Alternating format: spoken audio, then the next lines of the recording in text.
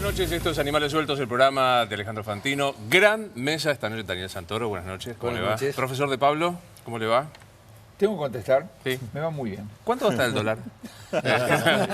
Qué cosa, una cosa, pero... Mi amigo, el doctor Eduardo Feynman, ¿cómo le va? ¿Todo bien? Muy bien. Señor Sergio Bernstein, ¿cómo le va? Eddie, buenas noches, la dejo a la dama para el final. Claudio, placer verlo, hace mucho que no lo veía. Muchas gracias, Luis. Y está con nosotros la autora de Yo Acuso, de Margarita Stolbizer, por supuesto. Un éxito editorial. Gracias por estar con nosotros, Margarita. Gracias por la invitación. ¿Te imaginabas que ibas a ser bestseller?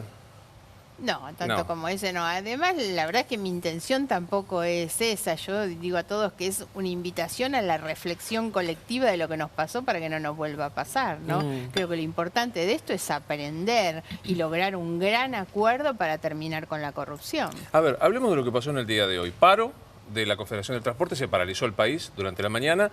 A las 2 horas comienza una reunión y hay un acuerdo. ¿Tuvo sentido el paro del día de hoy, Eduardo? Para mí no, ninguno. Me pareció, la verdad, muy extraño y además me pareció un ataque a los trabajadores que no van a pagar impuestos, que no van a pagar impuestos a las ganancias. Millones de personas que hoy se manejaban con trenes, colectivos, subtes, se vieron afectados por otros trabajadores que dicen van a pagar impuestos a ganancias. No sé, la verdad. ¿Vos decís que fue un ataque a los trabajadores en general? Por lo menos digo, no un ataque en términos intencionales. Digo, ¿quiénes fueron los que perdieron con el paro de hoy? Y me da la impresión que son los sectores más pobres, que son los que toman el tren o el colectivo para llegar a su laburo, que pierden la posibilidad del presentismo. Y la verdad es que creo que no es justo. Me da la impresión que en medio de una negociación, tal vez este paro la semana pasada, en medio de la tensión y cuando no se sabía que iba a pasar, podría haber tenido alguna razonabilidad. Hoy, en medio de la negociación, con todos sentados en la mesa conversando y contemplando las reivindicaciones de los sindicatos del transporte, me parece que era como mínimo inoportuno. Esto es cierto, Sergio, pero digo, cuando comenzaba el paro todos sabíamos que la negociación estaba, se daba el horario, te hacían circular el borrador de lo que iba a ser el acuerdo que se alcanzó. Es así, yo me temo que esto alimenta a quienes son críticos del derecho de huelga, a los que te dicen hay que regular ciertos servicios, no puede ser que haya absoluta discrecionalidad para que los gremios tengan un paro de estas características, porque las externalidades negativas fueron impresionantes. Aún los que tenemos la suerte de no tener que ir al laburo en bondi o en tren o en subte, manejar hoy fue terrible, fue un caos absoluto. Esto tiene un costo, voy a decir algo que es totalmente irrelevante para las prioridades argentinas, pero no es irrelevante para el mundo, un costo ambiental.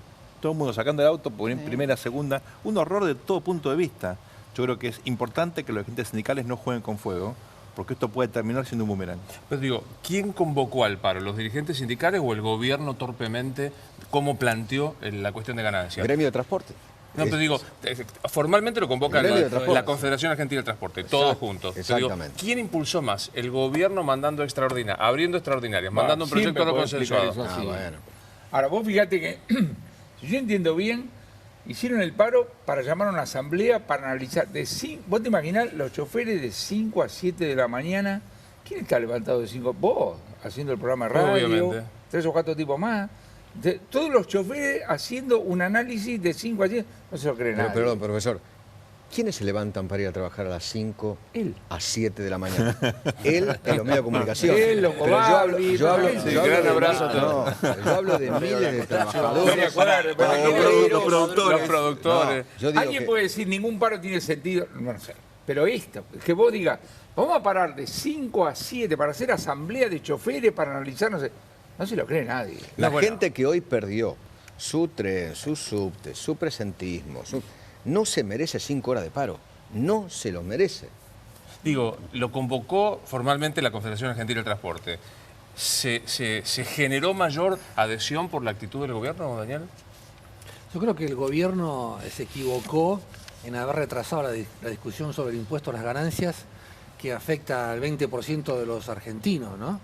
Y después, bueno, Massa aprovechó, se lo dejaron en bandeja y el gobierno tuvo un error político de haber permitido que en extraordinarias incluir, sin tener mayoría en la Cámara de Diputados, ese tema y sin tener una posición negociada y consumada, porque digamos, estamos en un fenómeno desde el 10 de diciembre del año pasado hasta ahora de parlamentarismo, donde se negocia todo. Bueno, fuera de Cámara lo decía recién Margarita, digamos, y eso es lo que hay que llevar. No hay que aprovechar de esta situación, hay que esperar que la campaña electoral empiece recién cuando lo disponga la justicia electoral marzo, abril del año que viene y no adelantar las cosas porque estamos en un clima muy sensible. Mañana es 20, está Luis de Lía y otros sectores diciendo, reivindicando el tema de la caída de la Rúa, llamando a este tema de la cultura del helicóptero, ¿no? Que también hay que voltearlo a Macri. Entonces, no hay que jugar con fuego, como era la expresión que vos decías recién, ¿no? Pero yo digo,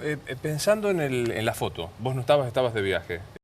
¿Estás sentado al lado de Kicillof y Recalde ese día? No me hubiera sentado en la foto, pero sí hubiera votado el proyecto con la oposición. Y hay que tratar de no quedarse en la discusión de la cosmética. Me parece que la foto no era lo relevante. Acá lo cierto es que nosotros una semana antes votamos el presupuesto y ahora muchos dicen, ¿por qué vinieron con el impuesto a las ganancias una semana después del presupuesto? Bueno, porque el voto del presupuesto incluía la negociación de las ganancias. Para que el oficialismo obtuviera el número tan importante que tuvo de apoyo al presupuesto del año que viene, el acuerdo, digamos, de ese voto fue que a la semana siguiente votábamos ganancias. Y hay que saber además que esto formó parte de las campañas electorales de todos los candidatos. Macri hizo un spot publicitario sobre el impuesto a las ganancias y habíamos llegado a diciembre con un gobierno que se negaba a discutirlo. Yo no estoy tan seguro si es cosmético, no sé cómo lo valen ustedes, porque Margarita dice, no se queden con la foto, de Vera Recalde, Vicky Claro, Loda. Analicemos la cuestión de fondo, Digo, pero me parece. ¿no tiene ningún costo, digamos, que tu bloque, tu movimiento haya estado sentado al lado de Kicillof, que durante 12 años negó el impuesto a las ganancias? A ver, durante todo el año yo quiero reivindicar sobre todo lo que fue un año de mucha madurez política, con un gobierno que mostró su madurez convocando, escuchando, aceptando las disidencias, construyendo consensos con mucha dificultad. Mérito del gobierno y un gran mérito de una oposición que durante todo el año mostró voluntad de cooperar, se sentó, dio número, trató de mejorar las leyes. Así funcionó el Congreso todo el año. Recordemos desde febrero la salida de los hold-out y así una cantidad de leyes. ¿Por qué el gobierno cambia esa actitud sobre el final de año? ¿Por qué? Durante todo ese tiempo donde se construyeron los consensos, muchas veces los diputados del Cambiemos votaron con Kicillof y a nadie se le cayó ningún anillo. 5 minutos antes la ley de emergencia social había sido compartida con Kicillof y Cambiemos. La ley de emergencia fue votada por unanimidad. Esto cuando nosotros presentamos esa iniciativa... Tal cual. Claro, pero además kirchnerismo en y el PRO. Congreso. Entonces yo digo que se asusten porque nosotros votamos algo con Kicillof. La verdad hemos votado un montón de cosas todos juntos. Ahora yo no hubiera estado en la fotografía. A mí la foto me parece que es un alardeo de la construcción de una mayoría que sobra, está de más, la verdad, no sé para qué hicieron esa conferencia de prensa. Para eso, había que sentarse, Para eso. había ¿Cómo para que qué lo traer... hicieron? Por eso Para la foto. es un alardeo que yo no comparto. Yo creo eso. que cuando pase el tiempo, y si es que el paso del tiempo achica las pasiones, porque en la Argentina las pasiones nunca se achican, y las cosas se terminen de medir en kirchnerismo o no kirchnerismo, se va a escuchar más, tal vez, si maduramos, lo que se dice y no quién lo dice. O sea, si hay una propuesta que tiene cierta razonabilidad, que tiene anclaje con una demanda social, que tiene que ver con la discusión política del último tiempo, ¿por qué no discutirlo? A mí lo que más me preocupa de todo esto, porque hay muchas visiones, o sea, el que se levantó a las 5 de la mañana y no tenía transporte sufrió como loco, alguna gente puede haber perdido el presentismo, calculo que eso sabiendo que hay un paro del transporte no sucede, pero corres el riesgo. ¿Puedo ponerte un pero paréntesis? corres el riesgo. Es un claro caso de fuerza mayor jurídicamente que permite... No se puede. No puede o sea, llegar, no podés descontarlo Por eso, porque pero es caso de fuerza mayor. Ese es un recorte. El recorte que hacía Sergio también. Hay quienes quieren aprovechar esto para cuestionar el derecho a la protesta. Habría que modernizar el derecho a la protesta. Hay un montón de recortes. Ahora, en la política, el terreno de la discusión política, sobre todo de las leyes y de qué es lo que va a pasar en adelante, lo tiende o debería armarlo el oficialismo. Claro. El oficialismo dejó vacío ese terreno. Cri, después de haber hecho mucha fuerza en la campaña, de haber sacado algunos votos populares o de sectores sindicalizados o de sectores que hacían este reclamo, porque el tema de ganancias significó la ruptura de la CGT con Cristina. O sea, no es un tema que apareció ahora contra Macri. Pero ¿sabes qué? Entonces yo digo, si vos dejás ese terreno y lo ocupan otros, y lo veo al gobierno como corriendo desde atrás de la situación. Yo no estoy tan seguro, me gustaría preguntárselo a Claudio y obviamente a Margarita, que es la interesada, que sea efecto neutro la foto. No, para o sea, nada. a mí me parece que decir, formalmente, no estabas porque estabas de viaje, Margarita al lado del Kicillof, las redes son un recorte absolutamente arbitrario. Pero mucha gente, yo veo que veías para este lado, mira, esa foto estoy hablando, que decía, Margarita, ojo con la gente que se junta. Pero, perdón, Luis, ahí hay que aclarar algo. Yo estoy en desacuerdo con casi todo lo que dice el kirchnerismo y lo que hizo el kirchnerismo. Sí. Pero un diputado kirchnerista es igual de legítimo que un diputado de cualquier otro bloque. Y cada voto vale uno y no tiene nada de malo en un congreso, que es la casa de democracia, hablar, acordar y pactar con nosotros. Pero y están ahí porque los votaron. El prisma que da Edi es... Todavía seguimos hablando de kirchnerismo y antikirchnerismo. Muy marginalmente. ¿Es inocuo para vos? No, no es inocuo. A ver, estamos oscilando entre el ser y el deber ser. Entonces, a veces la conversación se puede poner tramposa si uno empieza hablando de una cosa y termina mostrando la otra carta. Me parece que el deber ser, yo comparto absolutamente lo que dice Sergio, es la casa de la democracia, es el lugar donde se debería hacer política. En una época el kirchnerismo se jactaba diciendo, bueno, volvió a la política. No, mataron la política porque cerró el Congreso. El Congreso estuvo... Acordémonos del chiste que hacía acá el Turco Asís, que era alquilémoslo para casamiento. Claro. No se usaba.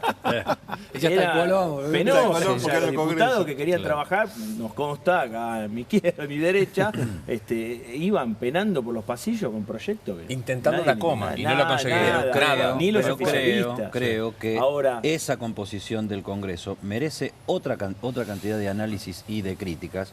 Pero se hizo lo compuso el voto popular. Entonces, en determinada circunstancia, el voto popular dijo equilibrio total, se negocia todo. Y en determinada circunstancia, el voto popular dijo liderazgo absoluto, no se negocia nada. Ahí vamos de vuelta al ser, vamos al barro, como vos solés decir.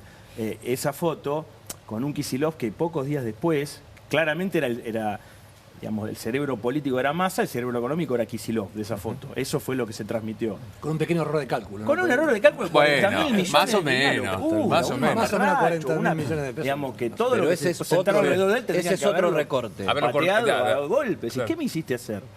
Porque lo que se veía, acá lo conversamos una noche, era un montón de gente que no maneja ni una sola provincia, cero, ni Córdoba, porque la alianza de Massa, recordemos, es con el señor José de la Sota, no con Schiaretti, que estuvo muy activo oponiéndose a esto. Entonces, es un impuesto, ganancias, cuesta explicarlo, pero que es muy importante para las provincias, para su recaudación, y donde hubo una puja que evidentemente después ocurrió en el Senado. Entonces digo, la política... Sí, Margarita. No, una cosa como aclaración. Lo primero es que la oposición impulsa un proyecto que cuando uno ve el resultado al que se llega hoy, sobre todo por lo que dice Claudio de los gobernadores... traducir lo más básicamente posible. Si sale... ¿A partir de cuánto va a pagar un trabajador soltero y cuánto un trabajador casado? 27.000 y 37.000 aproximadamente en ese punto. Y lo que quería marcar es eso. Eso está marcando el equilibrio y la racionalidad entre una oposición que fue con su proyecto porque el oficialismo se negó a negociar con ellos. Mira, ahí está. Y el proyecto que quería el gobierno. ¿Quiénes van a pagar? Un casado con 2 hijos a partir de los 37.000 brutos. Hay que sacarle hagámoslo redondo, doctor de Pablo, un 20%. O sea, que es un 30.000. Yo no sé hacer las cuentas, doctor de Pablo. ¿Cuánto va a estar el dólar a fin de 30.000 en la mano. con la CGT? ¿Eso es lo que acordó con la CGT? Sí, este es de acuerdo. 30.000 en mano. El dato al que yo me quería referir es que estamos mitad para arriba del proyecto del gobierno, mitad para abajo el proyecto de la oposición, digamos. Los gobernadores, claro, aceptan perder la mitad de lo que algunos le estaban diciendo. La mitad no, son 12.000, la diferencia son 12.000 millones. Por eso, y justamente estamos en la mitad de eso. La negociación estuvo partiendo pretensiones, en realidad. Me parece que está tan claro hoy, a la luz de lo que ocurrió, que este acuerdo que se hace hoy se debió haber hecho hace 15 días y no haber provocado que es una pregunta disparatada. ¿Para qué quiero hacer una pregunta disparatada? Vamos a repasar un poquito para que los que nos están viendo tratemos de explicar lo que es lo que se acordó. Esto es un acuerdo que todavía falta. Miércoles y jueves, supuestamente, senadores y diputados. Una persona casada con 2 hijos, recordemos, estamos hablando de trabajadores en blanco en relación de dependencia. Todo el resto... Eso es el mínimo no imponible. Mínimo no imponible. Sí. A partir de 37.000 pesos brutos, esto es, si vos ganás 30.000 en mano, número más, número menos. Sí. El soltero, 27.000. 28. Sacale el 20%, un 22.000, ¿será? Más o menos. Sí. ¿A te parece un tipo de 22.000 pesos? No, la pregunta es, ¿un soltero con hijos? Un soltero, es todo muy rico el soltero con hijos. Hay un montón de madres solteras. ¿Qué te parece? ¿Y qué quedan exentos? Que era una de las cosas, y corregime Eduardo, que negociaba la CGT. Las horas extras de los domingos y feriados. Es decir, sobre todo Moyano, el gremio de transporte. Claro, no los días habituales. Las horas extras de los días habituales quedan exentas. Los alquileres, bueno, ahí se incorporó, y esto que era una obsesión del gremio de camioneros, que son viáticos en un 40%, porque de ahí montan un sueldo, un ingreso muy importante. El otro dato es mínimo no imponible y escalas actualizables por salario, ¿no? Claro. Y por ley. Claro. O sea, ya no más por el dedo que poder. eso es más importante que esta cifra. Claro. ¿Qué pregunta disparata ibas a hacer, Juan Carlos? Que todo esto tiene que ver con una mitad, que es la mitad de pagó menos, etcétera, etcétera. La otra mitad es la del financiamiento, donde el proyecto de la oposición, con el mayor de los respetos, era una estupidez total. Lo hemos discutido acá. El impuesto al juego, el impuesto al plazo fijo, todo ese tipo de cosas. En la negociación que vos tenés con la CGT de esa segunda mitad no se habla, seguramente. Y yo quiero ver en el proyecto que finalmente se apruebe qué vas a hacer desde el punto de vista de los ingresos. Tomar el tema de los plazos fijos. Yo insisto, a una persona que le estás pagando de tasa de interés nominal, digamos 25%, cuando la tasa de inflación es arriba de 40%, deberías darle una medallita, porque el tipo deja no, la vas a agredir, encima le cobras impuesto a las ganancias. Pero cuando alguien dice, ¿te parece mi tía Carlota? No, porque los depósitos de menos de 1,5 millones no pagan. Entonces lo que va a hacer la gente es fraccionar, pero un alumno mío de la universidad lo sabe. Lo mismo el impuesto al juego, cualquiera de ellos. De esa segunda mitad, yo hasta ahora no escuché ni medio. Con lo cual, lo que probablemente termine pasando es lo que tendría que haber ocurrido, que es la adecuación de impuestos a las ganancias, donde estamos discutiendo si el oficialismo se demoró, cosas por el etcétera, etcétera, pero buscar fuentes de financiamiento más sólidas que esta. Y hay que tirar una pregunta. ¿Estamos seguros que en materia de gasto público no se puede hacer nada? ¿Estás seguro que vos podés ser generoso moviendo todas las escalas que yo cuento y no podés correr, no puedes rajar a un ñoqui, no puedes eliminar la corrupción, no puedes hacer nada para bajar un poco el gasto público? Que no se inventaron un nuevo impuesto. O sea, en cambio, porque toda la iniciativa... Mejorar la calidad del gasto es la otra gran discusión. Después hablamos... No, para. Pero yo hablo de la cantidad. Cuando salimos de la convertibilidad, el gasto público era 25% del PBI. Ahora es 42%. Aumentó 17 puntos porcentuales. Pregunta, ¿no se puede hacer nada? ¿Seguro que está atornillado? Por lo menos preguntá. Ibas a preguntar algo que te interrumpí, Edu. No, yo creo que tengo una parte de respuesta para Juan Carlos de Pablo, de acuerdo a lo que ocurrió ayer a la noche en la casa de Sergio Massa, en el Tigre. La famosa reunión donde sacó la foto del sushi, que fue una paparruchada hecha por uno de los colaboradores. Dicen que lo echaron. Sí, de Graciela Camaño, que fue echado.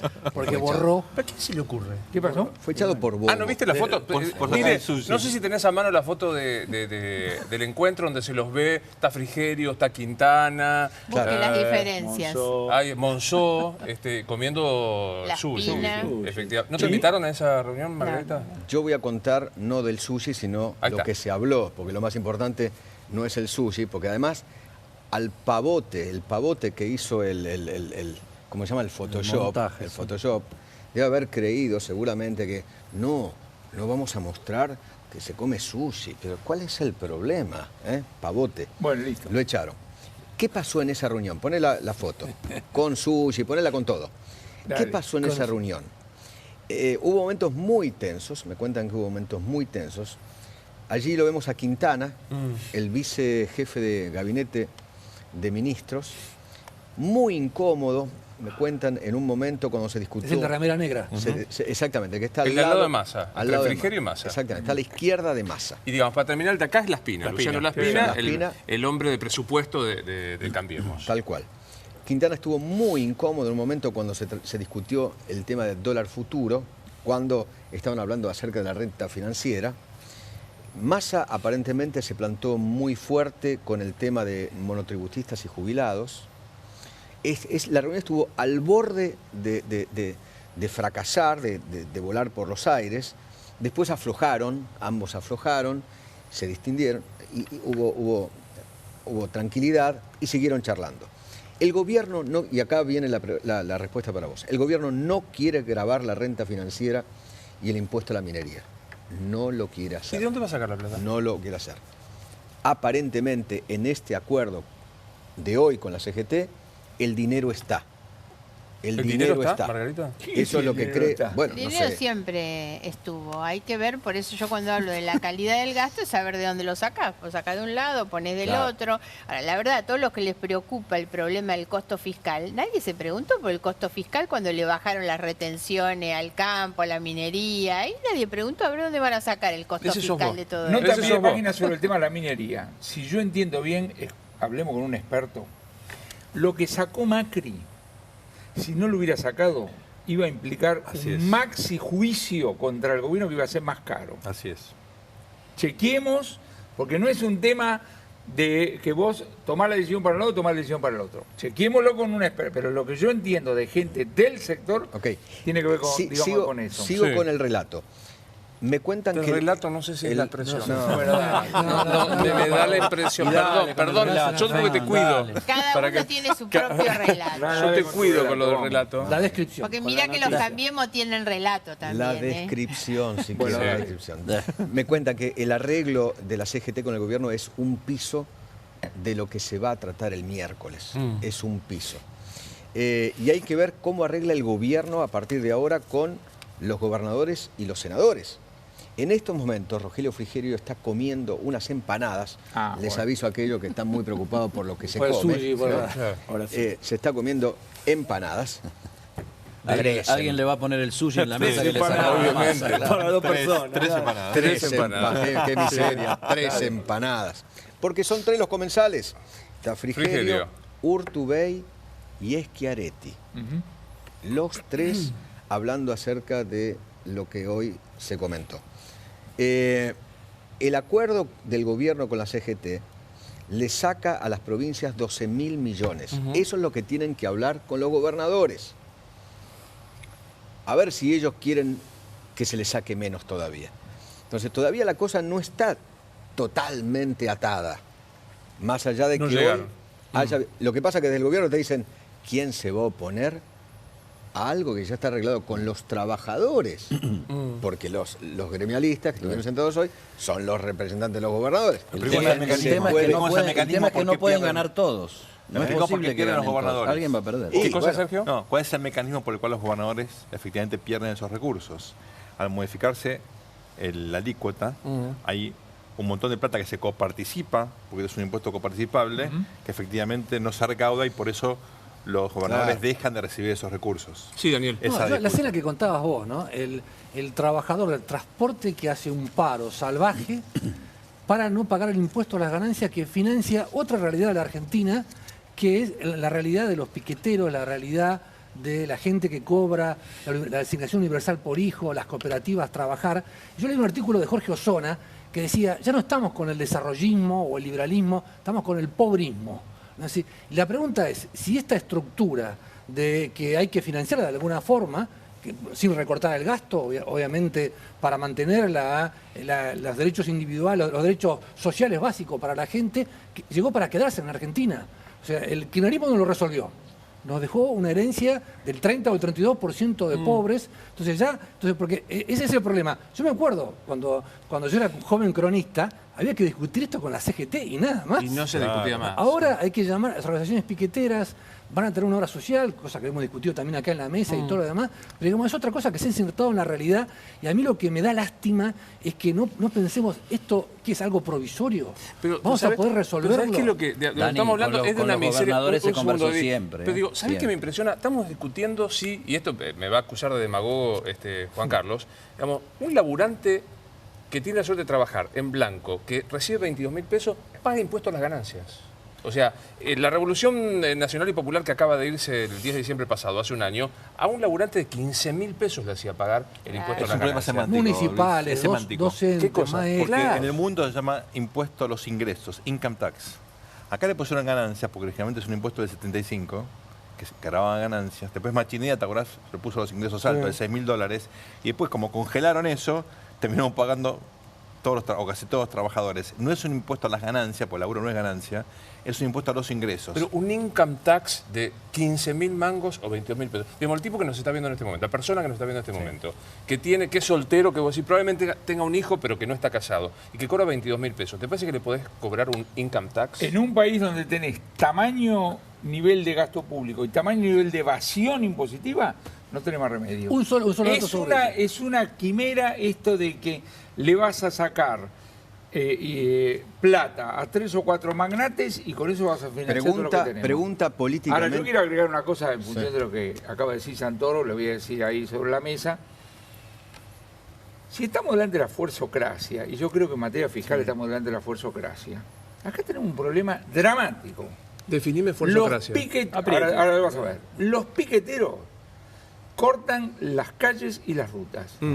Y los que pagan, los laburantes que pagan impuesto a la ganancia, putean con los amigos en la casa. Vos sos el jefe del gobierno y entonces le das más guita y primero a los piqueteros y después a los otros. Pregunta políticamente Porque en los incorrecta. movimientos sociales se llevaron 30.000 millones de mangos, viejo. ¿Me dejás un segundo? Pregunta políticamente incorrecta. A ese trabajador de 22.000 mangos, a ese soltero sin hijo de 22.000 mangos, ¿vos creés que va a estar feliz de bancar a los piqueteros? ¿Está Yo feliz? creo que, no sé si es incorrecta, me parece que es como una encerrona. Que el tipo, pues, digamos, el tipo quiere que poder circular... El tipo quiere ir a trabajar para su sustento y muchas veces no puede ir a laburar porque tiene el piquete, porque tiene el corte. ¿Y vos con quién crees que estás más en desacuerdo? ¿Con el gobierno que le saca 22.000 pesos o el que le hace el corte? ¿Vos te crees que es justo que hay jubilados que tienen que pagar impuestos a las ganancias? No. ¿Y bancar a los piqueteros? ¿Qué ¿Es justo o injusto? Vivís en un país con el 33% de pobres. Entonces la discusión no es tanto los piqueteros como la pero pobreza. una cosa es la cuestión social y otra cosa es el piquetero. A Son dos mí me cosas parece distintas. que acá hay discusiones que siempre se van postergando y nunca se dan. Una es que el sistema impositivo que tenemos es injusto, regresivo, enmarañado, complejo, la verdad, y esto hay que darlo vuelta como una media definitivamente. Hay que terminar con impuestos que se ponen y se sacan en función de la demagogia electoral, de las necesidades de la caja, tiene que tener otro sentido. El otro es que hay que volver a discutir una matriz productiva en la Argentina. La verdad es que no podemos seguir con una matriz de hace 40 años cuando la Argentina ha cambiado y el mundo ha cambiado fundamentalmente. Y la otra cuestión es que no se puede combatir la pobreza con los programas sociales y esta forma de atenderla. Hace muchos años, si uno empieza a mirar de qué manera, desde el gobierno de Alfonsín, con la Caja PAN, que tenía otro sentido, pero fue el primer programa social asistencial, cada año y cada gobierno incrementa en millones la cantidad de personas atendidas por programas sociales y cada vez multiplicamos en la misma proporción la misma cantidad de pobres. ¿Por qué no le exigimos al que recibe el plan social que haga un laburo? No, pero es que me parece que el tema... Que haga un laburo. Claro, pero el tema... Que barra una calle, que haga un cordón, que haga un laburo. Hay que resolver el problema de la pobreza en términos pero hay tres generaciones que no trabajan. Y no es con los programas sociales. Perdóname, el cooperativismo en la Argentina, vos tenés grandes ejemplos de empresas cooperativas que son exitosas, que desde Sancor, y un montón. Sancor no es un buen ejemplo de éxito. Bueno, está bien, tuvo una quiebra, que Chávez ayudó. Lamentablemente. Pero lo que... Pequeñas cooperativas en Sergio, ciudad y pueblo. Digamos, yo vengo de Rosario, donde ha habido un movimiento cooperativista que salvó empresas que estaban liquidadas y que están funcionando hoy. Pastas, en todo el sur de rulemanes. Córdoba, Los Leones y demás, que manejan la electricidad, el gas del pueblo y todo lo demás. Acá es que se ha distorsionado la idea de la cooperativa y lo han hecho con un fin proselitista. Político, proselitista, por eso entonces, yo estoy de acuerdo con eso, pero acá, aparte del problema de instalar el pobrismo ya como una política estructural, está el problema de que se casa, que los titulares de la AFIP van a cazar impuestos dentro del zoológico. ¿Te das cuenta? Claro. Hay un 40% de la economía, 40% informal. Entonces, pidámosle en el Congreso a los titulares de la FIP, a Chegaray antes, bueno, ¿cuánto bajaste vos la economía informal este año? Pero vos es que Juan Carlos introduce algo que es muy interesante. Le pegás más al laburante los 22.000 pesos que al tipo que no labura y te corta la calle y extorsiona. A mí es muy análogo lo que pasó en el Senado, o el fin de semana en el Senado. No tratan la ley para mitigar las libertades anticipadas y demás, porque tienen miedo a un motín. Entonces le tenés más miedo a los que están encarcelados que a las víctimas de la inseguridad. A los chorros asesinos. ¿Me entendés esto? Materia fiscal se da todos los días. Todos los días. O sea, le tienen más miedo a los fuercistas, ¿cómo dijiste? ¿Qué era? La fuerzacracia. Uno en la facultad se la pasa hablando de todos los criterios técnicos, de los triángulos, todo eso. Fenómeno. ¿Vos querés entender la política? Sí. Entenderla de la fuerzocracia, no te vas a equivocar. El que atropella con más fuerza gana. Te vas a equivocar. Me acuerdo una vez, hace unos unos años, me invitaron los de FECLIVA, Federación de Clínicas de la Provincia de Buenos Aires. Entonces, en Luján, terminó de la charla, bueno, nosotros, doctor, ¿cómo nos ve? Están jodidos, muchachos, les digo. ¿Cómo, doctor? ¿Cómo dice eso? La semana anterior a esa cosa, los colectiveros habían tenido un problema. ¿Sabe qué hicieron los muchachos? Metieron 30 colectivos sobre Plaza de Mayo. El secretario de Hacienda, donde está ubicada la oficina, mira, no chava la Plaza de Mayo. Y él tiene guita para hacer un solo cheque. Subsidio a colectivo y pagarle a las clínicas. Hace así y ve toda la Plaza de Mayo llena de colectivos. Ya. Claro, total. Tácate. Entonces le dije, ¿cuál es el problema que tienen ustedes? Sí. No tienen estómago para agarrar 20 heridos y tirarlos sobre la Plaza de Mayo. Y entonces, eso se llama fuerzocracia, lamentablemente. Quiero mostrar con una foto lo que antes decía... vení un segundito con la cámara. Lo que antes decía Santoro, que había grupos en la Argentina que algo querían hacer. Bueno, Bodar, por ejemplo, Alejandro Bodar, está soñando con esto. El MST marcha mañana a Plaza de Mayo. Se va acercando un nuevo 2001. Epa. ¿Te das cuenta? Es minoritario. Pero mira, sí, lo que vos siempre con, mira, si siempre vas a minimizar diciendo, es minoritario, no le damos bola porque es minoritario. No digo no hay que dar bola, digo que por suerte es una expresión aislada. Mejor prevenir. No, para. No, pero esto a mí me huele saberlo. Pero me huele instigación, de verdad. Saberlo. Me suena una instigación complicada. Sí, claro. Saber que hay gente que piensa así. Cuando un señor dice eso, ahora tenés dos alternativas. Vas a la casa, a la casa, los agarrás. No, dejalo que vaya a Plaza de Mayo, pero ojo. O te la bancás. Que dijo, se la van a tener que bancar. Lo que dice el presidente de la Nación y el jefe de gobierno, con quien no hablo, por supuesto, es: porteños, por favor, bánquense lo que venga. Acá lo único que no necesitamos son 3 muertos. Así es. Anoche bancame un segundo, Eduardo. Bancame un segundo. Anoche Carrió dijo esto. Estuvo con Luis Majul y decía esto. Lo que quieren determinados sectores que quieren golpear es que haya un muerto.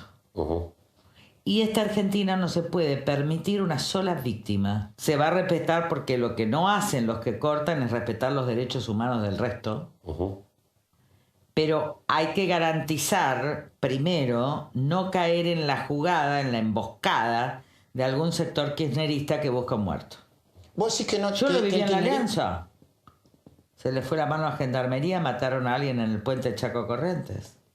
Yo lo viví en la época de Menem, en Cutralcó, cuando mataron a Teresa Rodríguez. Yo lo vivía todo. Con lo cual sé lo que buscan. Sé lo que buscan. ¿Compartís que hay alguien que busca un muerto para diciembre? No, la verdad es que no tengo ningún elemento para afirmar eso. Me parece que, digamos, creo que esto es tan malo como lo de Bodar, me parece, porque en definitiva lo que termina es alentando fantasmas. Y yo creo mucho más hoy, no formo parte del gobierno, pero creo que el gobierno alienta realmente un mensaje de concordia, de diálogo distinto, y eso es lo que nosotros me parece que tenemos que ir en ese mismo sentido. Pero estamos muy lejos desde el 2001, como dice Bodar. Pero este sí, es un pavote. No tiene nada que ver. Como dice Bodar y como dice Carrió, por eso me parece que lo que nosotros tenemos que trabajar. ¿Es mucho homologar a Carrió con Bodar? Claro. No, digo en este sentido. No. Carrió te está diciendo va a haber un muerto porque algunos lo están buscando y estos otros están diciendo más o menos lo mismo. Buscan, para mí, ¿cuál es el fondo de la cuestión? Y todo tiene que ver con quién gobierna, porque es el que va a manejar los resortes del Estado ante cualquier situación que se dé. Que no pase nada o que pase algo.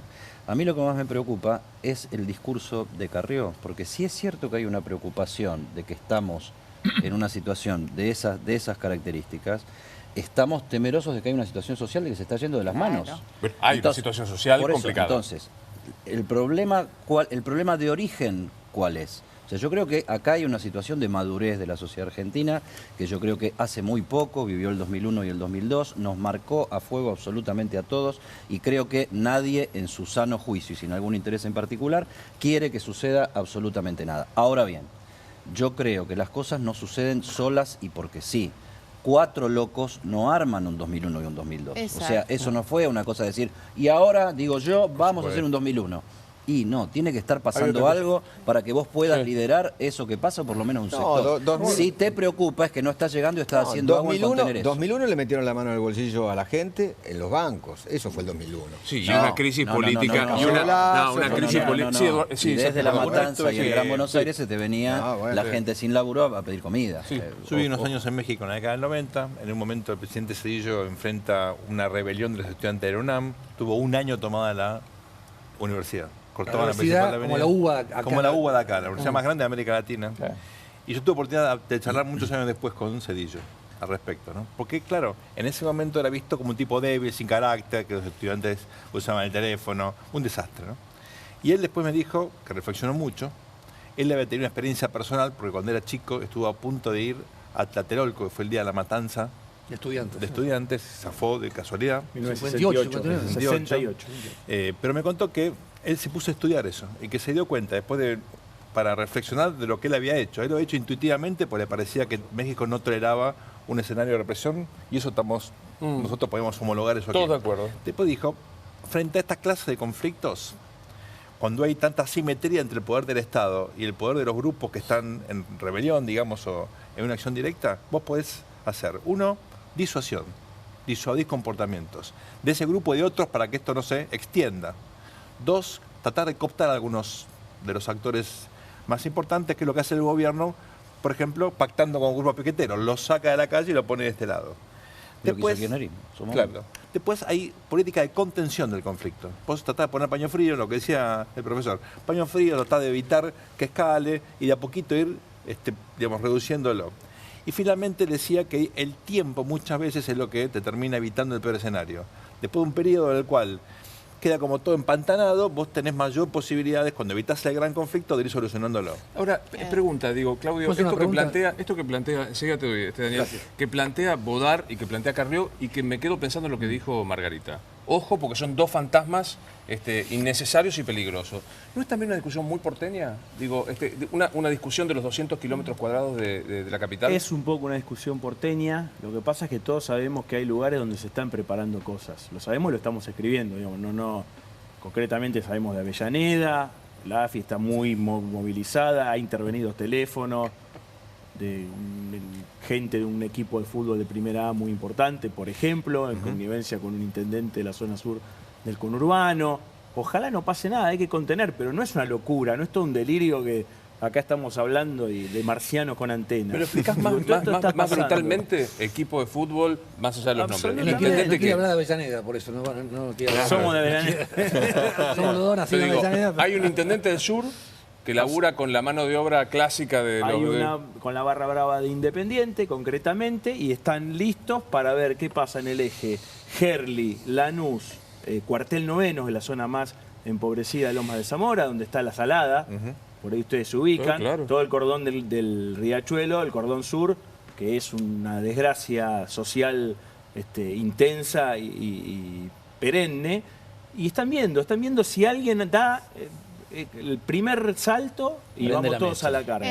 Hoy hubo algunas cosas más. Otra zona es el Camino del Buen Aire. Hay mucha inteligencia sobre toda la villa que están, La Cárcova, hay 2 o 3 que están cerca o en la vértebra del Camino del Buen Aire. Digo, todo eso está pasando. ¿Por qué? Porque desgraciadamente, para que esto tenga, es la política. O sea, tenemos una pobreza que no puede ser. Cerramos un año terrible. Usan a los pobres. Sí, Daniel, dame un segundo que Daniel. Sí. Una cosa muy breve nada más, permiso. El tema, una cosa es un conflicto social masivo como el que vimos en el año 2001, y otra cosa es que te tiren un muerto, que estos grupos paguen 100.000 pesos aprovechando esas situaciones sociales y te tiren un muerto en un supermercado en el Gran Buenos Aires. Yo creo que eso apunta, por eso del Ministerio de Seguridad se ha hecho una denuncia penal contra... en Facebook y demás. En Facebook. Pero se fue para vos. ¿Exageró Carrió cuando dijo están buscando un muerto? Carrió no dice saqueo, dice un muerto. Lo que pasa es que con poca plata y usando lo que llaman las bandas de pibes chorro, vos podés crear un escenario de un muerto. No estamos hablando de un escenario de crisis social como fue el 2001 con 36 muertos en Plaza de Mayo, represión de la Policía Federal y la Gendarmería. Estamos hablando de un hecho aislado que le deje a... Ustedes recuerden lo que significó desde el punto de vista político el asesinato de Mariano Ferreira en el gobierno de Cristina Kirchner, lo que significó para NET. Hecho por la patota sindical de ferroviarios. Carrió hace memoria de una cantidad de casos. Teresa Rodríguez, podríamos sumar Costequi Santillán, y hay innumerables casos de muertos, y los propios que se están cumpliendo 15 años del que se vayan todos en 2001. No fueron grupos desconocidos los que pusieron ese muerto. En general fueron las fuerzas públicas las que pusieron esos muertos, o sea, los que tiraron y dispararon el gatillo. Yo creo que hay que recordar con mucha precisión lo que se decía cuando murieron Costequi y Santillán y lo que las pruebas fotográficas del diario Página 12 terminaron demostrando después, que fue una persecución como si se persiguiera a perros y terminaron con balazos por la espalda. Entonces yo digo, primero, yo no creo que nadie que vaya a protestar vaya a morirse. Sí creo que hubo muertos en la protesta social en la Argentina y me parece que ahí lo que más debemos proteger es la actitud madura, organizada, preventiva del Estado, para que ello no, porque si no vamos a estar igualando a perejiles de boca floja con el que tiene el poder de represión del Estado. Sí, Margarita. No, voy en este mismo sentido. Hay que diferenciar la explicitación minoritaria de lo que puede ser esto, con la consecuencia que sea, de un contexto hoy social y político que es absolutamente diferente. Aquello que ocurrió en el 2001 tenía que ver con un gobierno extremadamente débil, con muchísimos errores y todos los sectores medios movilizados en esa intención. Ahora, yo quiero volver sobre los equilibrios, los acuerdos políticos y la madurez política. Se habló recién de la ley de emergencia social. La ley de emergencia social es otra muestra de madurez de una oposición que propone nuestro senador Linares, fue uno de los... Es el autor. Exactamente, Linares, conjuntamente con Naval Medina también y con otros senadores. Ahora, la madurez del gobierno fue en una funcionaria de la que poco se habla, pero que yo creo que es una de las mejores, que es la ministra de Desarrollo Social, Carolina Stanley. Sin la menor duda. Carolina Stanley negoció con las organizaciones sociales la implementación de esa ley y ahí se conjugó la madurez de ambos sectores que yo creo que estaban previendo la posibilidad de un conflicto y cómo se atiende y se resuelve. Él te va a acusar de la forzocracia. Manera de proceder que desde el prejuicio nadie esperaba de un gobierno como el de Macri. Claro. Esta es la ley que crea 1 millón de puestos de trabajo a través de las cooperativas. Sí. Por unanimidad. Sí. Anotémosla, es histórica, ¿no? Sí. ¿Vos crees que el Estado va a crear 1 millón de puestos de trabajo a través de las cooperativas? Vos no crees. Así que fue por unanimidad. Todos, oposición. Yo lo anoto porque puede ser antológico eso. No, yo digo, y me llama la atención, mientras seguimos discutiendo impuestos a la ganancia, esto fue aprobado. Así que ahora tenemos 1 millón de puestos de trabajo creados por el Estado a través de las cooperativas. Vos mencionaste lo de Sancor y probablemente Sancor tuvo un problema, pero cuando vos hablas de Sancor, decís, acá hay una cooperativa, ¿no? Yo quiero ver lo que son estas cooperativas, 1 millón en Argentina, 1 millón de puestos de trabajo creados a través de... Dos, ojalá. Uno, que se impulse, y dos, que se controle cómo se maneja esa guita, porque si no empezamos el cantito de Milagro sale de curiosidad política, Margarita, ¿cómo es tu relación con Carrió hoy? No tengo relación, salvo la institucional, cuando comparto una comisión y estamos en el mismo lugar y comparto más posiciones de las que discrepo en realidad en la tarea parlamentaria. ¿Trato personal ninguno? No, ninguno. ¿Y recuperable ese trato personal? Digo, recuerdo el mejor momento que le fue a Carrió, la mejor elección fue cuando vos eras candidata a gobernadora. De ambas, ella como presidenta y yo como gobernadora, fue la mejor elección que tuvimos las dos, 2007. por supuesto, 2007, exactamente. ¿Qué quebró personalmente la relación? No digo políticamente.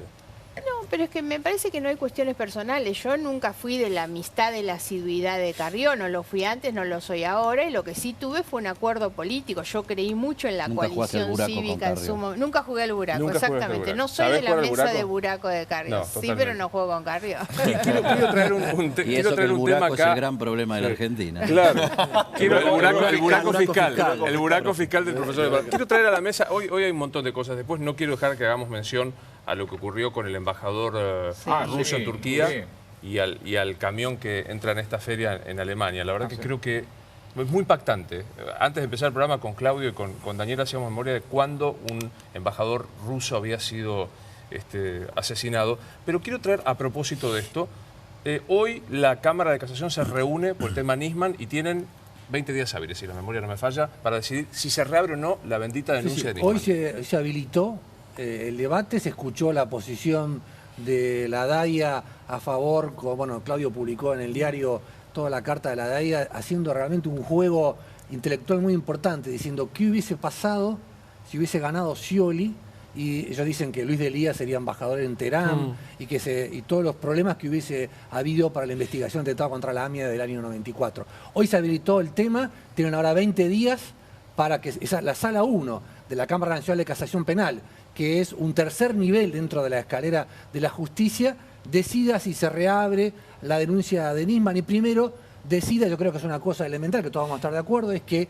la DAIA es el organismo político de la colectividad judía que sea querellante en la causa. Porque es cierto, todos decimos que fue el atentado a la AMIA, pero en el edificio de la AMIA funcionaba la AMIA y funcionaba la DAIA, ¿no? Entonces, yo creo que se va a reabrir la denuncia de Nisman en contra de Cristina. Se va a abrir. Los camaristas están en este momento trabajando ya sobre sus resoluciones. Todos sabemos que la llave para que esto ocurra antes de fin de año o en los primeros días de febrero, ese plazo de 20 días hábiles vence el 17 de febrero, no se habilita feria por esto. El último plazo sería el 17 de febrero, pero por lo menos los 2 votos que se cree podrían habilitar que se inicie una investigación van a estar en las próximas horas listos. Lo que sucede es que la doctora Ana María Figueroa, que es una militante de justicia legítima, una espada del kirchnerismo confesa y muy vehemente, es la presidenta de esta Sala 1. Ustedes saben que hubo toda una discusión que duró más de un mes en bambalinas. Claro. Ella tiene la llave, tiene que estar los 3 votos, así el voto de ella fuera el que ella considere en su buen saber y entender. Borinsky, Hornos y Figueroa. Todavía existe un mar de fondo en la Cámara de Casación muy grande.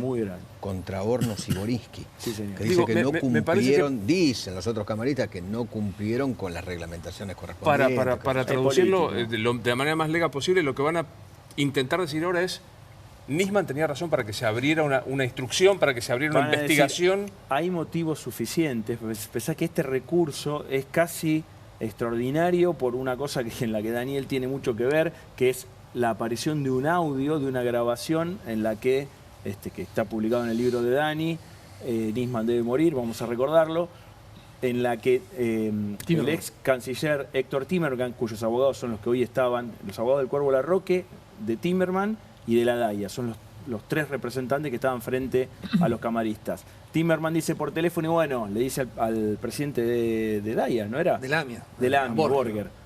Le dice, ¿con quién querés que negocie? Si son los iraníes. Entonces está como admitiendo que pusieron la bomba, la culpabilidad, la responsabilidad de atentado a la AMIA, y el pacto con Irán excluía prácticamente el juicio. En este juego que hace hoy la DAIA dice, bueno, solamente poniendo 24 horas un traductor, para el Mundial del 2026 se terminaría de leer la causa en la Comisión de la Verdad. O sea, era una manera de que no hubiera justicia, eso lo tenemos todos muy claro. Esto es la justicia. Digo, Margarita, cuando comenzó la gestión Macri, pasaron a nafta la justicia y comenzaron a haber decisiones, pedidos de indagatoria, imputaciones. ¿Se calmó? Digamos, la justicia se calmó en términos de investigación de lo que fue la corrupción. Vos lo dijiste eso en un momento, Marga. Sí, a mí lo que no me gusta es la generalización de la justicia como cuando se habla de la política. Adentro de la justicia hay causas y jueces y fiscales que funcionan bien y hay causas, jueces y fiscales que no funcionan directamente. Entonces no hay que generalizar esa situación. El gobierno dice a veces nosotros no interferimos, esta es la nueva etapa, y eso aparece siempre como políticamente correcto, salvo,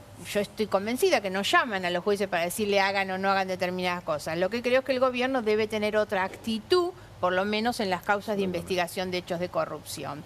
En el tema... ¿Cuál, por ejemplo? ¿Cuál colaborar de otra manera. Cuando ellos hacen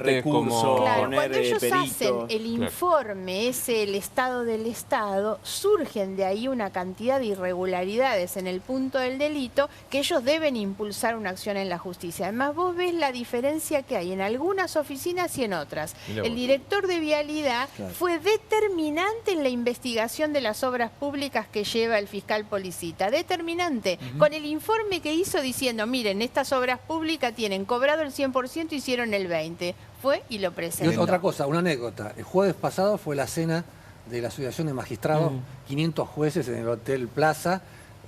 estaba Lorenzetti, el ministro de Justicia y demás. Recondo, el expresidente de la Asociación de Magistrados, dijo, hay que sacar, le pido al Consejo de la Magistratura que saque las manzanas podridas de la justicia.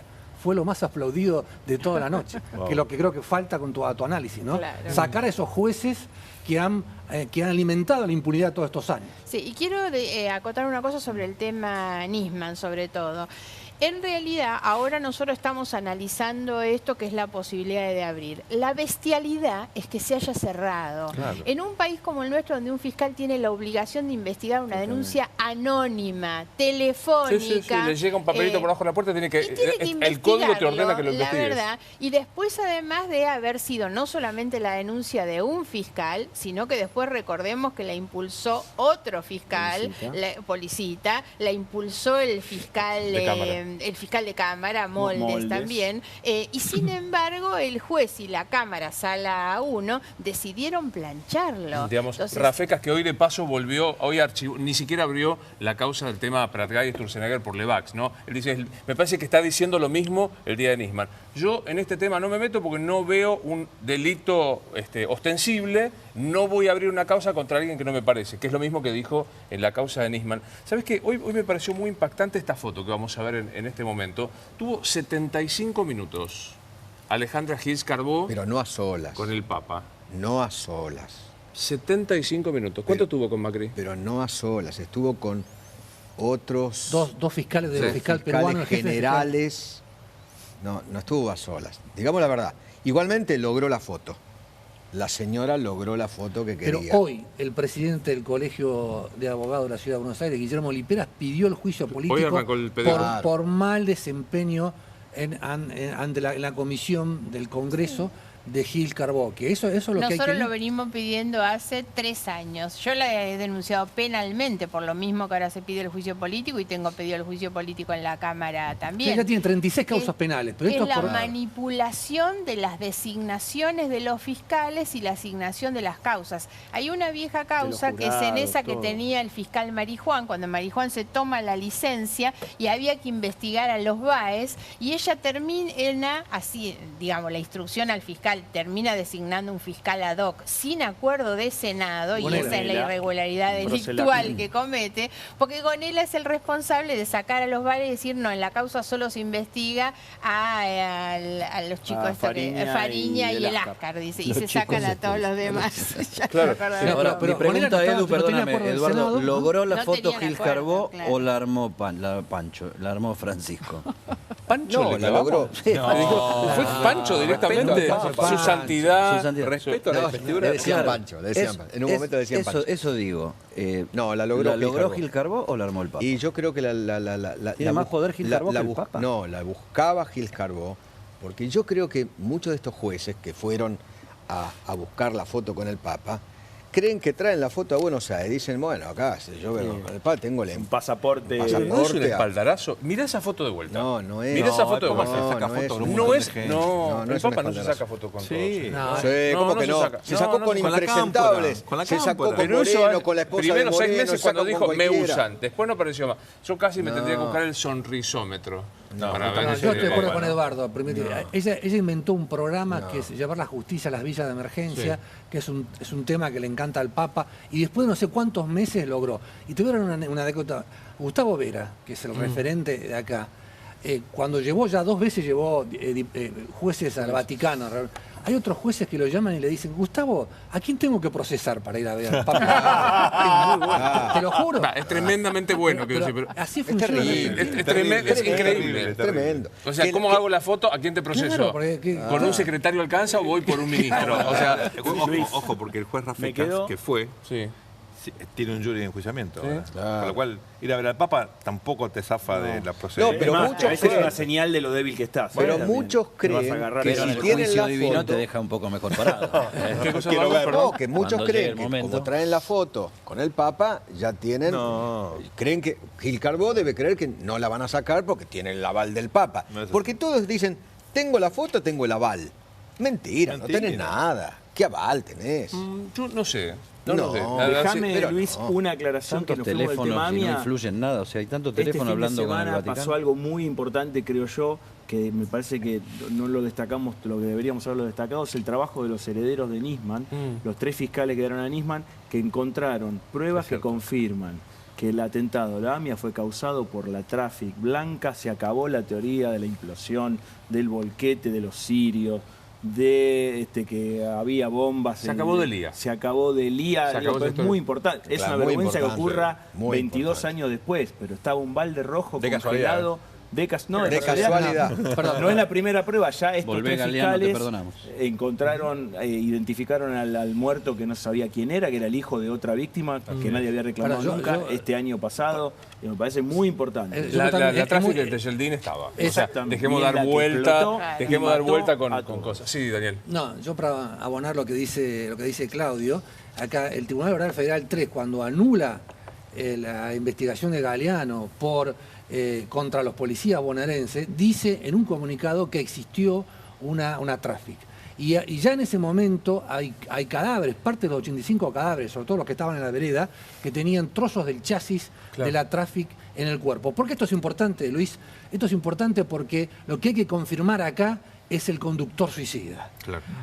Acá el Mossad, el Servicio de Inteligencia de Israel, dijo, el conductor suicida es un señor llamado Berro, de una familia de suicidas del sur del Líbano, del valle de Beca. Fueron a buscar los restos de piel quemados en los pedales de la tráfica que estaba ahí y no pudieron hacerlo porque estaban muy deteriorados, muy quemados. Ahora, si tenemos la suerte, que ahora hay más tecnología, de encontrar el ADN, porque hay 2 hermanos de Berro que viven en Estados Unidos y que Nisman los había ido a entrevistar. Podemos llegar a demostrar que Berro fue el conductor suicida, entonces por lo tanto va a quedar demostrado, yo no tengo dudas, pero no va a quedar demostrado que fue el Hezbollah del Líbano y vamos a avanzar en el tema de la Convención Internacional. La verdad es que no quiero dejar de linkearlo, Sergio, con lo que pasó, digo, con un embajador ruso en Turquía, donde por la espalda uno de los agentes, un chico muy joven, un agente del servicio secreto, custodio del embajador, lo mata al grito de Alá es grande y menciona Alepo, que digo hoy en la discusión de Siria es el territorio que están disputando el gobierno. ¿Contexto primero? Sí. Tengamos en cuenta que ciertamente la guerra terrible civil en Siria en las últimas semanas tuvo un vuelco. Se ha recuperado la ciudad de Alepo, que es una ciudad muy importante, simbólica, política, estratégicamente. Los rusos tienen un rol muy importante. El gobierno de Assad. El gobierno de Assad la recupera con apoyo de fuerzas rusas y también iraníes.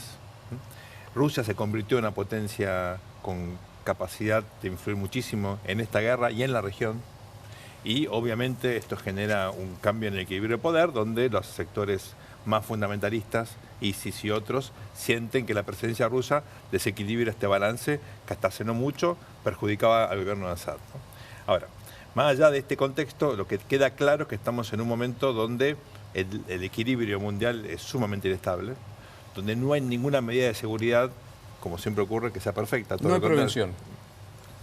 Cualquiera está hoy expuesto a cualquier cosa, sea un embajador ruso o sea alguien parado de una feria en Francia o en Alemania. Digamos, sí, como fue en Niza, ahora es... Este es el mundo en el que vivimos, ¿no? Es un mundo que claramente desde el 2001 en adelante empezó a, de alguna manera, salir del sueño ridículo que vivimos durante la década del 90, donde parecía que no solamente estábamos en el fin de la historia, sino en una época de relativa paz. Bueno, esto no es así. Totalmente. Yo entiendo una cosa. Si el ISIS son sunitas, ¿no? Las grandes divisiones de los islámicos, sunita y chiita. Sí. Y Assad es chiita contra los rebeldes que estaban en Alepo, que fueron desalojados, que tenían una mayoría sunita. ¿Cómo un turco va a matar al embajador ruso? Y esto hay que agregarle una cosa que bueno que no nombraste, es que es el tema de los kurdos, ¿no? Sí, está claro, fue central.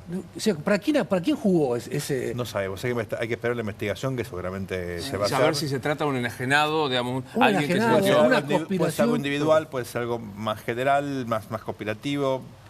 Recordemos que en Turquía hace poco muy puntual, ¿no? un Para golpe que sea de Estado. Es un evento donde está el tipo no hablando. Dejar de mencionarlo. Como tampoco quiero dejar de preguntarte, ¿es una presa política Milagro Sala? Bueno, creo que no. Si yo aceptara que es una presa política Milagro Sala, tendría que empezar a aceptar los que hablan de la persecución política de Cristina. Y por supuesto que me resisto a esto porque lo que intentan es abonar ese camino. Ambas son hoy el objetivo de una investigación judicial por hechos delictivos que se cometieron en los últimos años. Más allá de que a mí me guste o no me guste la situación de procesados detenidos que involucra a Milagro Sala y a varios miles en la Argentina, ¿no? Pero digo, cuando decís me guste o no me guste que un procesado esté detenido. No me gusta ni Milagro Sala ni los miles que hay detenidos en condición de procesados, porque a veces los organismos internacionales cuestionan eso. Eso es un cuestionamiento bastante general que la Argentina debe resolver frente al mundo. Lo que no voy a aceptar es que Milagro Sala esté detenida por perseguida política. Está detenida, investigada por delitos que se cometieron, que no es precisamente ni la amenaza al gobernador ni el piquete en la plaza de Jujuy, la verdad. Tiene que ver con otros delitos más vinculados obviamente con la corrupción, pero hay que ser muy cuidadoso porque por el camino hoy de ir a buscar los organismos internacionales que cuestionan eso, hablando de persecución política, van a buscar abrir eso como argumento, como justificativo de las investigaciones sobre Cristina. Haberse quedado Milagro Sala con la plata de los pobres es un delito de lesa humanidad. 1.400 millones de pesos recibió Milagro Sala y 2.900 el gobernador Ferner, cuando era gobernador de Jujuy en esa época, y se llevó 29 millones en efectivo unos días antes de que asumiera Macri. Eso hasta está comprobado con los videos. Yo tengo denunciada la otra Tupac, que es la Tupac de Mendoza, una denuncia que presenté hace poco con un comportamiento similar. Igual, otra señora exactamente con el mismo comportamiento. El problema ahí en Jujuy es el miedo. Perdón. Yo lo que digo es, además, ¿por qué digo que es un delito de lesa humanidad? Quedarse con la plata de los pobres, de los más necesitados, que querían una vivienda, que necesitaban dónde vivir, que no tenían dónde quedarse muertos. Y además ser no hay que ir a esos calificativos porque eso termina desvirtuando en realidad lo real del delito. Decir que es un delito de corrupción, que se robaban la plata de los pobres. 14 delitos imputados, Para mí es un delito de lesa humanidad porque además torturaba y maltrataba aquellos que no cumplían con sus órdenes. No, pero digo, más allá de lo me parece que lo que Margarita dice es, yo entiendo tu enojo y lo compartimos. No es un delito de lesa humanidad en términos jurídicos. Claro. Ahora, digo, me parece que el gobierno pifia en no explicar esto. No, digamos, en no llevar internacionalmente, se come el reto de la Comisión Interamericana, de Almagro de la OEA, de Naciones Unidas. Y primero no explica que el kirchnerismo lo tiene muy aceitado. Claramente. El canciller Malcorra que se quedó durmiendo. Me parece que ahí importante, y es una cosa es un político preso y otra cosa es un preso político. Totalmente. Una cosa no tiene nada que ver. Claro. Bueno, esa es una diferenciación que conviene hacer con mucha información, con los hechos, comunicado de forma correcta, preventivamente. Cuando ya te instalaron el tema en los organismos multilaterales, te instalaron el tema en los medios de comunicación del mundo, ya empezás a correr obviamente con una deficiencia muy diferente. Imagínate Zaffaroni yendo a visitar, digo, que tiene un impacto internacional, pero me parece muy interesante. Un solo dato de contexto nada más. La Asociación de Periodistas FOPEA, que integramos con Claudio y demás, hicimos un informe sobre libertad de prensa hasta el 10 de diciembre del año pasado.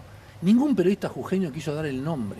Miedo. El corresponsal de Clarín no quería firmar las notas porque tenían miedo. Entonces, recordemos, tampoco estoy exagerando, no estamos diciendo que el actual el gobierno, pero eran cosas que se habían perdido y que era un clima que realmente existía. Totalmente. Las declaraciones del perro Tantillán de estos días. Bueno, pero eso tiene que ver también con la prisión preventiva, Marga. Yo estoy de acuerdo con el tema de que hay que ser muy cuidadoso. La prisión preventiva es una anomalía dentro del sistema penal, pero a veces justifica que, fíjate, si escucharon los testimonios del juicio oral son los realmente testimonios de la gente. Testimonios de la gente que dicen, a mí mientras le pegaban, a mi hijo me obligaban que le besaban a los pies, digo, cosas que parecen de la novela Moisés, de esa que dan en la medievales. Yo digo medievales. Milagro Sala fraguó cuando ella dejó de estar en libertad, fraguó 2 certificados médicos para una indagatoria, apretó testigos. Eso se llama entorpecer la causa. Bueno, eso es una de las dos causales por la cual vos estás preso durante el proceso.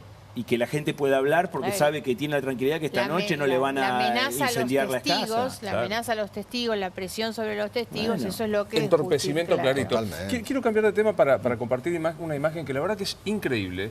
Tuvimos 2 imágenes increíbles este fin de semana. Uno, lo de Caballito, este hombre que se defiende ante el robo, que es impactante. Y el otro, la de un policía de Ezeiza, filmado por su compañera de trabajo. ¿Lo podemos ver, Dire? Porque es impactante.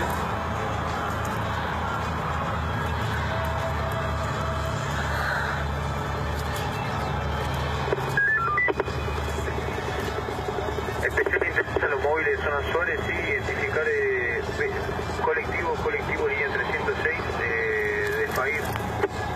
¿De FAIR? Masculino. No me saqué foto. No te estoy sacando foto, me estoy tirando la espalda. Macho, ¿cómo aguantas? Qué asco, boludo. ¿No te rompe la nariz? Esto no, ¿Es buena? Bueno, media... Qué asco que sos, macho, parece harina. Parece harina. Impresionante. Sí, y además no presta atención a un llamado de emergencia, ¿no? Había ahí, ustedes escuchan la comunicación. El policía se llama, la que filma, se llama Elsa Monzón, quien recorría en el móvil 22.721 junto con Luis Montero, que es el drogón, el policía drogón. Ambos fueron separados de la fuerza. No es la primera vez que ocurren cosas similares. Por ejemplo, Cristian Ritondo, tengo entendido que también sacó de la fuerza a una... Se viralizó... Pero no es un bonaerense, es el policía local, ¿no? Es local de Seiza. Las creadas por Scioli, las comunales, las mal llamadas comunales. Es comunal de Seiza. Comunal de Seiza. También separaron de la fuerza a una mujer policía que dentro de una dependencia policial se estaba masturbando y mandó el video. Yo no sé qué esta historia de mandar los videos, yo la verdad que no... Sí, la era de las redes sociales. No lo entiendo. Todo se va a saber de alguna ¿Te manera. una humorada? No te filmás vos, ¿no? ¿Vos te filmás? No, bueno, para ver, porque lo que hay que ver. Pero por ahí te filmás. ¿Te parece? Bueno, yo tampoco. Una acotación respecto a los temas de las policías comunales, ¿no? Que tanto han defendido muchos. Nosotros de un primer momento siempre nos opusimos a las comunales, entre otras cosas, porque es la policía más vulnerable a la acción del narcotráfico, mucho más vulnerable. Ni que hablar con menos capacitación, los largan con armas a hacerse cargo de la seguridad en los municipios y tienen, creo que 3 meses de preparación, por ejemplo. Entonces, después tenemos las consecuencias que tenemos. Sobre todo porque la creación de todas esas policías, hemos visto durante toda la gestión de Scioli, las anteriores también, que te creaban la policía, la 1, la 2, la conurbano, la interior, la esto, la otra. Crearon tanta cantidad de policías en los últimos años solamente para encubrir las deficiencias de la policía bonaerense, que es de lo que hay que hacerse cargo en algún momento. Y el que es corrupto... También otra cosa más, Margarita. En el excelente libro de Sergio, Narcotráfico y Poder, hay 1 millón de consumidores de cocaína en Argentina y 3 millones de consumidores de marihuana. Hay un mercado que todos los días hay que abastecer y es un mercado que se reproduce porque crea beneficios económicos, profe, Claro. porque hay una enorme ganancia. Entonces, desde el operativo Langostino del año 88, en la época de Alfonsín, estoy hablando de mi edad, cuando todos nos preocupábamos por el operativo Langostino, han empezado a pagar con droga los narcotraficantes. Y, entonces, yo creo que es el resultado de hay eso. Testimonios, de esto cuesta mucho hablar porque para probarlo tenés que tener esto que se acaba de ver y que se viralizó hoy, de que en la primera fila del funcionamiento de las policías hay mucho consumo de droga, particularmente de cocaína. O sea, vos para enfrentar la primera línea del delito tenés que tener un temple y una personalidad y una fortaleza, y aparte las horas de sueño necesarias y los descansos que hacen falta, etcétera, y que esas dos cosas, aparte de la cercanía con quienes la venden, termina generando un nivel de consumo muy, muy grande en las fuerzas. Ahora, yo digo, a partir de esto, ¿no le van a hacer rinocopía a todos? Y yo creo que debería ser obligatorio. Pero corríjame, por ahí ser, ¿no? pifio la estadística. Con las policías comunales, creo que Ritondo dijo 3 de cada 10 de los que están no están no pasan el psicofísico. Creo que era 3 de cada 10 aproximadamente. Que esto fue una capacitación. Eran 3 meses y a la calle, digamos. Eso fue resultado de una enorme improvisación, una gran responsabilidad de generar estas policías. La verdad que Margarita fue muy generosa cuando dijo formación, porque esos 3 meses no son nada. Son de deformación en todo caso. En 3 meses no puedo formar a nadie de nada, puedes aprender a manejar con suerte, pero no mucho más. Yo creo que acá lo que esto pone de manifiesto que estamos en una situación terminal en términos de la situación de la policía en general y las comunales en particular, y es muy importante primero seguir generando estas pequeñas fuerzas que están más cerca de ser fuerzas del narcotráfico que ser efectivamente gente que trabaja para la seguridad. Ahora, vos pensás que el que consume necesita seguir consumiendo, va a querer seguir consumiendo. Yo lo que digo ¿Y es, a dónde la va a ir a comprar? ¿A la farmacia? No, todavía. Los conductores de trenes tienen que soplar la pipeta cada mañana de alcohol y drogas todas las mañanas. eso tendrían que ser con los policías, con todos los policías. Tipo un arma en el bolsillo no tiene problema. Antes de ponerte el arma. Ahora, ¿te puedo instalar un tema que por ahí, el tema de la droga tiene que ver con esto? Y creo que le va a preocupar a muchos de aquellos que nos están viendo y tienen hijos menores. En la provincia de Buenos Aires acaban de sacar una ley modificando la ley de nocturnidad para habilitar el ingreso a menores de 14 y 17 años a boliches bailables juntos con los mayores. Es una locura. Yo digo, los diputados y senadores de la provincia de Buenos Aires no tienen hijas menores, no tienen nietas menores, entre 14 y 17. A ver, de vuelta, que o sea, yo tengo entre 14 y 17. ¿Puedo ir a bailar al mismo boliche que un mayor? Que uno de 25, que uno de 30, que uno de 35, que uno de 40. Tal cual. Antiguo, Santo. La matinera es nuestra época, definitivamente. Pero vos ahora vas a mezclar a los menores de 14, 15, 16, 17 años con la noche, el alcohol, la droga, los abusos, con los mayores. A mí me parece es una locura. Ahora, hoy ¿En qué estaban pibe de 14 pensando cuando años hicieron esto? Pregunto, ¿en qué estaban pensando? Un pibe de 14 años, ¿es igual que un pibe de 14 años de cuando Santoro y yo éramos jóvenes? ¿Lo vas a meter con uno de 30 y pico? ¿Qué pensás de esto, Margarita? No, la verdad es que desconocía esto, me parece realmente grave. Yo siento, y además uno de estas cosas habla como madre, más allá de que hoy tenemos un problema gravísimo de infiltración del mundo de la droga y la violencia y todo esto, y las armas y demás, y creo que estamos en una situación realmente terminal. Y las fiestas privadas, ¿eh? Ojo que muchas fiestas privadas que no están reguladas son... Pero vos mandarías a tu hija de 14 años, ¿la dejarías ir tranquilamente a un boliche con tipo de 35? Yo no soy referente porque no dejaría salir hasta que no tuviera 35. Pero la verdad que es un tema. Pero de verdad que es un tema para discutir. Digamos, no conozco la ley. Es gravísimo, viejo. Es gravísimo. Yo insisto, hoy un chico de 14 me parece muy joven. ¿Pero cómo lo vas a meter? ¿Pero cómo lo vas a meter en el mundo de los adultos? El problema ahora es el alcohol de los adolescentes, la previa al baile eso es terrible. Y el tema del descontrol. Sí. Yo voy a contar una anécdota personal. Hacía una fiesta en mi casa, mi hija adolescente, y yo veía que venían todos, entraban a mi casa. Qué frío que hace. Qué frío que hace. Digo, para. Empiezo a sacar botellas de vodka, pero de vodka barato, de ginebra. Digo, si tu viejo me llama... Bueno, no importa el precio, en ese caso importa la cantidad. Primero, los pibes con esto de la previa que se emborrachan antes de bailar, entonces imagínate lo que puede pasar. Y segundo, me llamó un solo de 40, un solo padre me llamó a decir, me llegó mi hijo. A ver, ¿qué pasaba? Porque también le sumamos la responsabilidad. ¿Vos vas a permitir a tu nena de 14, 15 años que se junte con un tipo de 30, 35 para que la manosee, para que abuse de ella? Digo, viejo... ¿Pero es mucho? Es pregunta, ¿eh? Bueno, de verdad, pero es pregunta, Edu. Te hago una pregunta. Te hago una pregunta, digo. ¿Necesariamente un tipo de 35 va a ir a manosear a una piba de 15 años? Bueno, viva la joda. Vamos con todo. Vamos con el alcohol, la droga. ¿Quién pidió el alcohol y la droga? No, vamos con todo. Vamos con las menores, en un boliche, con gente mayor. Pero el problema es que vayan al boliche o que haya circulación de alcohol y droga fácilmente. ¿Vos crees que...? Claro, que además hoy pasa lo que te dice Daniel. Pero salgan a la calle ahora acá. La droga y el alcohol pasan las casas en la previa. Pero salgan acá, Margarita. Llegan al boliche descontrolado por esa situación. Nosotros trabajamos acá. Estamos en Palermo. Fitzroy, Niceto, Humboldt. Salgan todas las noches, de lunes a lunes. Como dijo el profesor, yo vengo a las 4 de la mañana, a las 5 de la mañana estoy laburando. De lunes a lunes. Menores, mayores. ¿Querés que te muestre los kioscos donde venden drogas acá, 2 cuadras? No, está bien. Pero digo, el problema no es que... Pero es pregunta, Yo hablo de un boliche. Está bien, por ahí el equivocado soy yo. La verdad, Eduardo, sinceramente, el equivocado seguramente soy yo. Quédate tranquilo. No, a mí me gustaría... Sí, me enojé. Me enojé. Profundamente me enojé con vos. Y te digo por qué.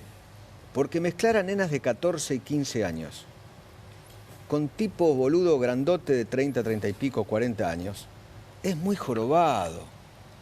Lo vas a meter en un boliche, en lo que es la noche, en lo que es el reviente. Luis, hay un problema en Facebook. Luis, sin llegar a eso, a los 14 años. ¿Vos te crees que son hate los tipos que van a los boliches?